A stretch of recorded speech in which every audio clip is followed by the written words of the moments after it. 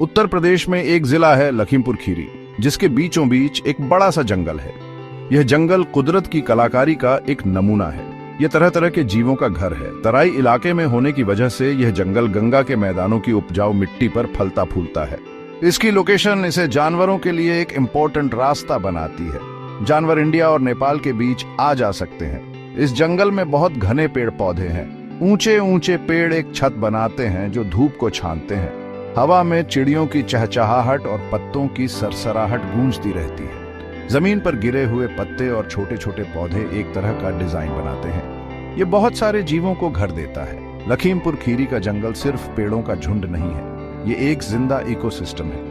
ये एक ऐसी जगह है जहां हर तरह की जिंदगी एक दूसरे से जुड़ी है। छोटे से छोटे कीड़े से लेकर बड़े से बड़े जानवर तक हर जीव इस कुदरती करिश्मे के बैलेंस को बनाए रखने में इम्पोर्टेंट रोल निभाता है। यह जंगल आसपास के लोगों के लिए रोजी रोटी का जरिया भी है। वे लकड़ी, ईंधन और जड़ी बूटियों के लिए इस पर निर्भर हैं।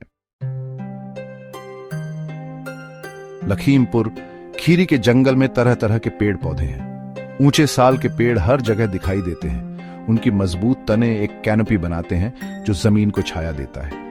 हवा में अमलतास जैसे फूलों वाले पेड़ों की मीठी खुशबू होती है, जिनके सुनहरे फूल लटकते रहते हैं। जमीन पर तरह तरह की झाड़ियां और जड़ी बूटियां हैं। ये कई जानवरों को खाना और घर देते हैं।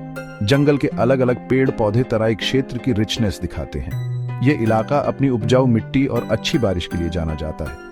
जंगल जानवरों से भी भरा है। खतरनाक बंगाल टाइगर, जो सबसे बड़ा शिकारी है, इन जंगलों में घूमता है। इसका होना एक हेल्थी इकोसिस्टम की निशानी है।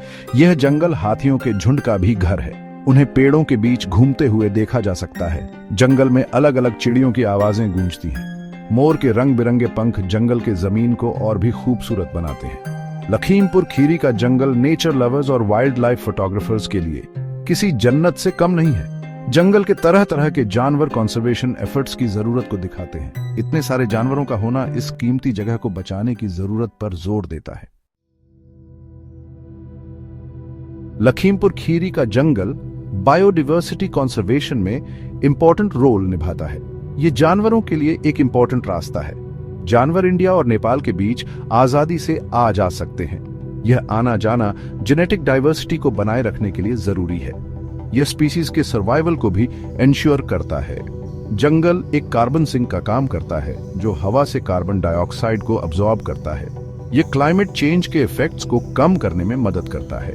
जंगल के घने पेड़ पौधे वाटर साइकिल को रेगुलेट करने में मदद करते हैं। ये मिट्टी के कटाव को रोकता है और इलाके में पानी की उपलब्धता इंश्योर करता है। लखीमपुर खीरी का जंगल सिर्फ जानवरों के लिए ही नहीं है, ये लोकल कम्युनिटीज के लिए रोजी रोटी का जरिया भी है। जंगल उन्हें लकड़ी, ईंधन और जड़ी बूटियां देता है।